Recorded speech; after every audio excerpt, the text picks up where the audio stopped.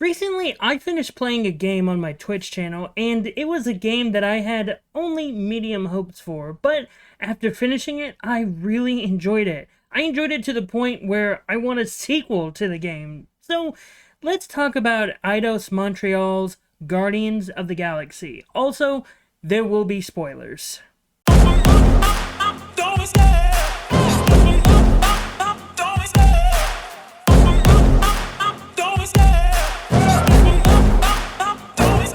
I love the chase and the hunt, and I set the pace when I'm running. I always take what I want and I always give it 100. Don't need a bank, no I'm funded. Play the game like it's nothing. I'm always thankful for something. Don't take for granted, stay humble. Now wake up!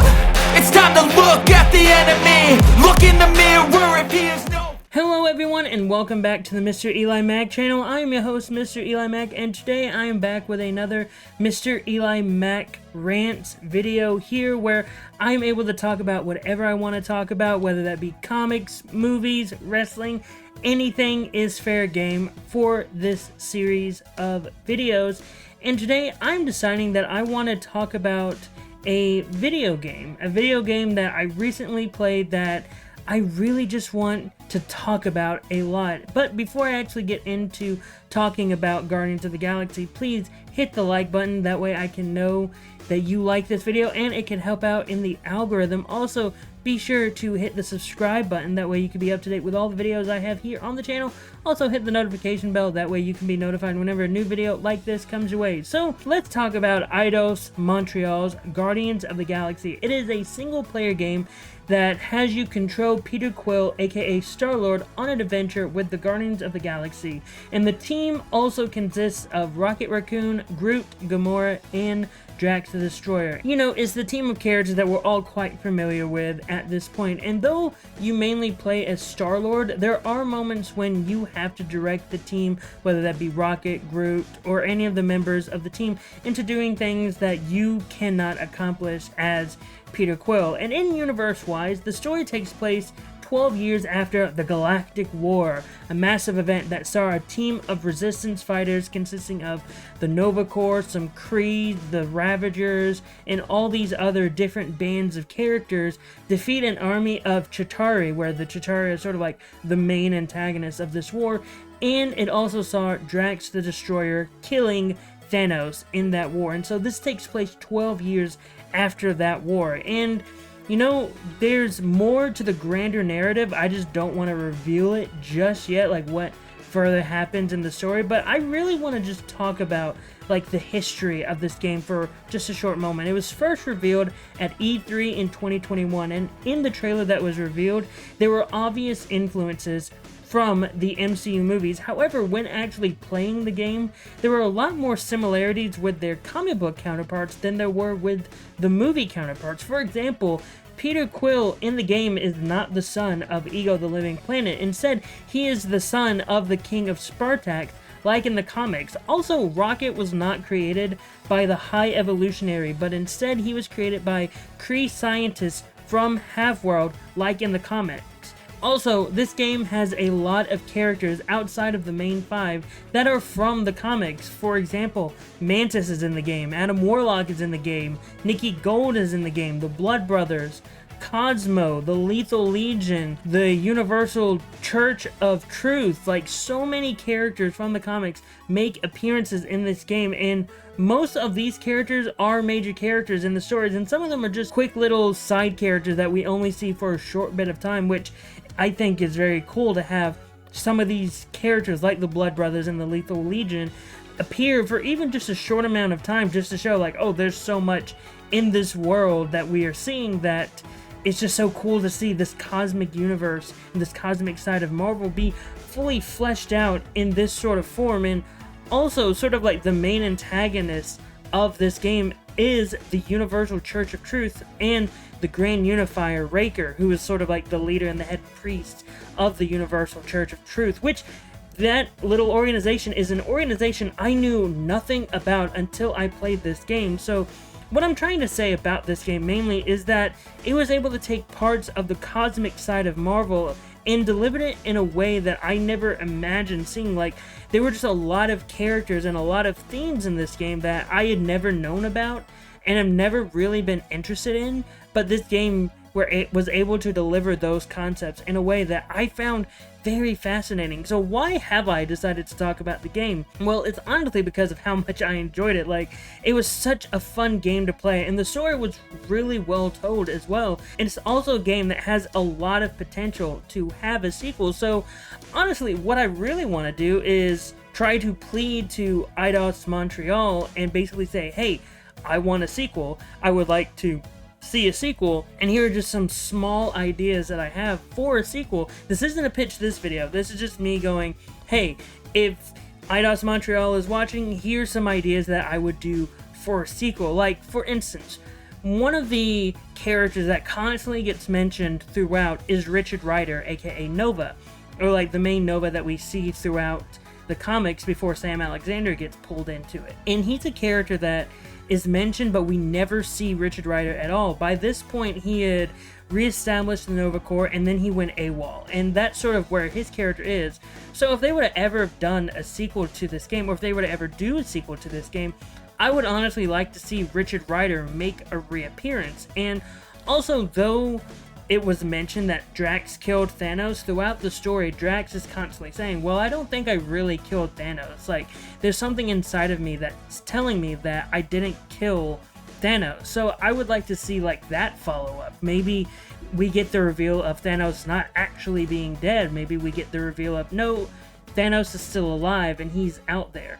Another thing is that with Gamora's backstory specifically, she mentions how she killed Nebula. Maybe this could be another instance of, well, Nebula's not really dead. She was actually found by Thanos, who again turned out not to be dead, and he just fixed her. And so Nebula and Thanos are still out there in the world. And there were just so many instances where it was so much fun. And there's a little moment in the game where it's just, you're going through this little continuum cortex where you're not fully in reality, but you're not out of reality. You're just like in this weird spot where you hear different things. So in like one little cortex you heard Avengers Assemble, in another one you heard an alternate reality, and then in another little area you heard people mention Spider-Man. So maybe the sequel could potentially see maybe Star-Lord go back to Earth, like even for a quick time, and potentially see Star-Lord or maybe even the Guardians interact with the people of Earth, interact with heroes of Earth.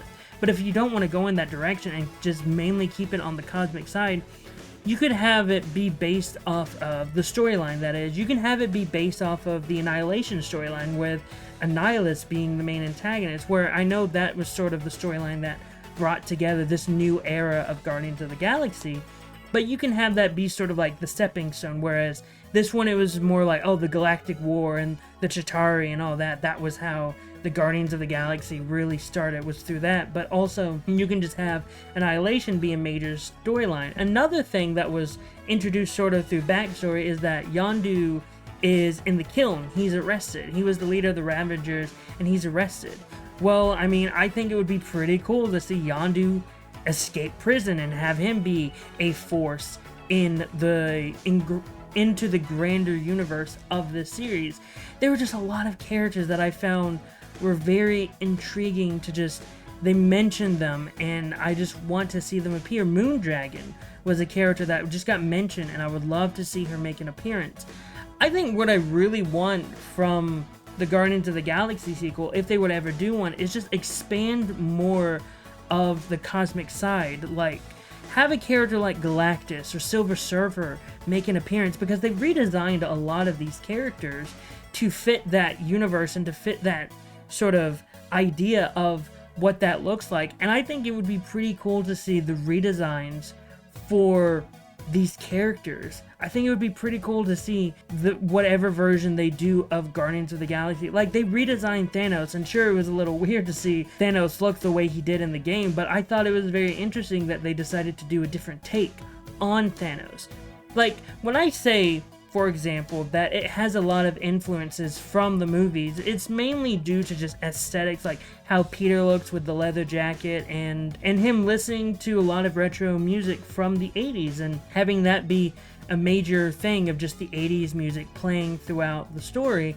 And that's really where the aesthetics or sort of like the similarities to the movies really end. The rest of it is just very much comic book influence. And again, with Peter being the son of the King of Spartax, I wouldn't mind if we were to go to Spartax for a bit in the sequel, or maybe the future sequel. I just want to see if they were to do a second Guardians of the Galaxy, which I really want them to do, just exploring more of the cosmic side of this. Which, what this is really me trying to say is, I would love to see them potentially find a way to expand this into a grander story. And what I mean by that is Square Enix and Crystal Dynamics made or developed and published the Marvel Avengers game, which did not get a lot of positive reviews, had a lot of microtransactions, and though the way the game played wasn't that great, a lot of people really did praise the story, or really enjoyed the story of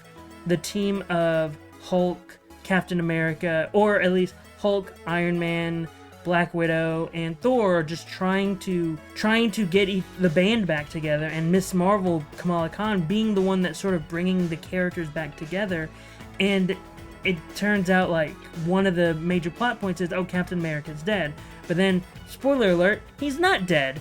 And it's this big reveal, and MODOK is the main antagonist, and I feel like the story was very interesting. I never actually played the game because I didn't want to go through all those microtransactions. It's actually on cheap now, and it was just something that I really didn't want to experience, was the microtransactions, but I always found the story fascinating.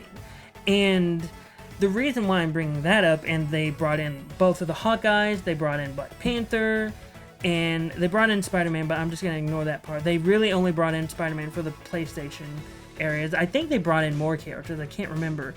But what I'm really trying to say is that even if they were able to bring in the Wolverine from the Insomniac games and the Spider-Man from the Insomniac games, what I really would like for the video game universe to do is to try to find a way to do the Infinity Saga trilogy, honestly, especially with the idea of Thanos being in existence. Being able to find a way to do Infinity Gauntlet, Infinity War, and Infinity Crusade, I think that would be really cool to do as video games, personally. And though we've already seen them as movies, being able to do them as video games and try to make them a little bit more comic book accurate, I think it would be pretty cool to see, but that's just my personal opinion in that sense. But honestly, I think the Guardians of the Galaxy game was a really good game. It was a really solid story. I really did enjoy almost everything they did. Like, there was an instance where we meet a character named Lady Hellbender, which a lot of these characters, I thought, a few of them I was thinking like, oh, did they just make that character for the game? Some of them they did, but Lady Hellbender was not one of them. I thought that she was made for the game, but she actually did exist in the comics, which very much surprised me because, again, I'm not someone that reads a lot of the cosmic side of Marvel comics, but this game made me want to read more cosmic, more Guardians of the Galaxy comics, more Nova comics. Like, it made me want to explore more of the cosmic side. And I think in terms of a video game, if that makes you want to do that, then it accomplished something. And I personally would like to see if this game series could become a game series. And I would love it to become something where a lot of these characters can interact together and we can get a fully fleshed out version of the massive Infinity Trilogy. And I know we already sort of got the Infinity Saga story in Marvel Ultimate Alliance 3, The Black Order, but I would personally like to see how, if it's Eidos Montreal, Crystal Dynamics, or even Insomniac Games, if any of them sort of work together to create this grander universe for Marvel, I would like to see what it would be able to do. And I really did enjoy a lot of the lore that this game had. I just want it to be fully explored more.